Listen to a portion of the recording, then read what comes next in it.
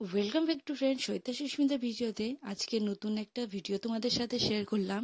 আজকে আমি চললাম পাশের বাড়ি কলস যাত্রায়।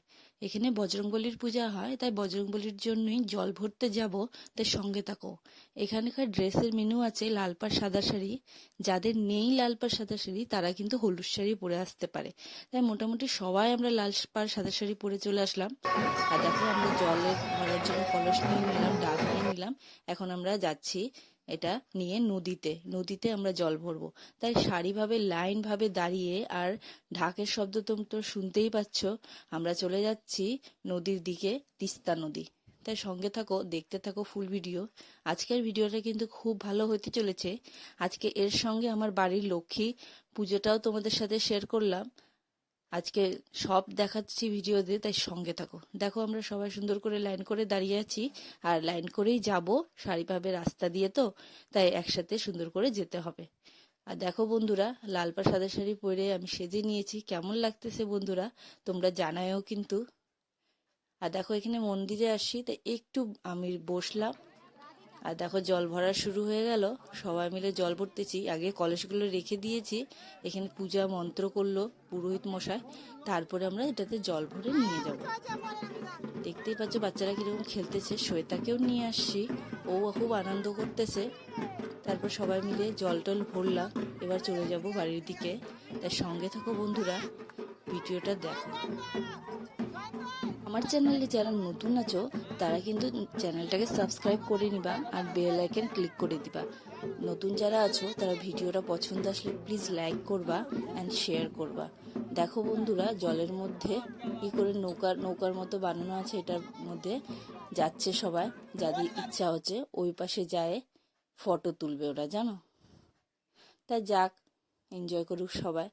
এইভাবেই এনজয় আনন্দ করে করে সবাই আমরা খুব আনন্দ করে চলে আসছি জল ভরে। এখন এই কলস জলটা আমরা আবার পুরোহিত মশাইকে দিয়ে দিলাম। এখানে সারাদিন ধরে পূজা হবে, কালকে ভোগ বিতরণ করা হবে। তাই চলে আসলাম বাড়ি ওখান থেকে। আমি উপাস আছি, তাই দেখো এদিকে উপাস করে রান্না করতে বসলাম। আজকে মেনু হচ্ছে লুচি, পায়েস, সুজি, খিচুড়ি, লাবড়া, বেগুনি করব, ভাজা করব, পাঁপড় ভাজা, আর নাড়ু করব, সব কিছুই রান্না করব। তাই দেখতে থাকো ভিডিওটা। পছন্দ আসলে প্লিজ লাইক করে দিবা। দেখো আজকে আমার হাজবেন্ড খুব হেল্প করেছে বন্ধুরা। বাড়ি এসে দেখি ও নিজের জন্য ভাত রান্না করে নিয়েছে, যেহেতু আমি উপাস আছি তাই।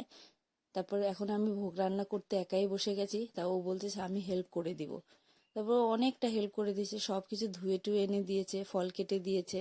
তারপর রান্না ভোগ হয়ে যাবার পরে আমি রেডি হয়ে গেলাম পুজো দেওয়ার জন্য। দেখতেই পাচ্ছ কেমন লাগছে জানায়ও বন্ধুরা। আর দেখো আমি শ্বেতা দুইজন মিলে আলপনা দিয়েছে। আজকে আলপনা কিন্তু শ্বেতাই দিয়েছে, এগুলো সব শ্বেতারই বানানো। দেখো আমি মানে ওইদিকে রান্না করতে ব্যস্ত ছিলাম, তা শ্বেতা আলপনা দিয়ে দিয়েছে। এর আগের দিন শিখাইছি, তা দেখো কি সুন্দর করে আলপনা দিয়েছে, দেখছো বন্ধুরা।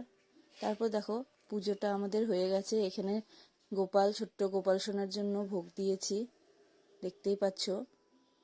এখানে সব দেবতার জন্য ভোগ দিয়েছি, আর লক্ষ্মী পূজাও করেছি, সেটাও তোমাদের সাথে শেয়ার করতেছি।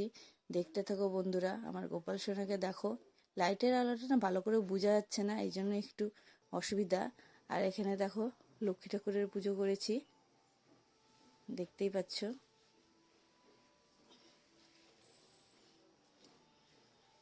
সুন্দর করে মা লক্ষ্মীকে সুন্দর করে শাড়ি পরে সাজিয়েছি, সেই ভিডিওটা করা যায় নাই, কেন একা হাতে না করাই যাচ্ছিল না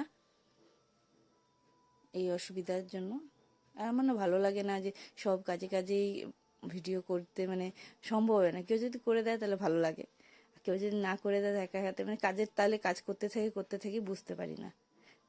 এই দেখো লক্ষ্মী পাঁচালি পরে আমি নিজেই পুজো দিয়েছি, দেখতেই পাচ্ছ আমার ঘরের লক্ষ্মীকে পুজো দিয়েছি কিভাবে।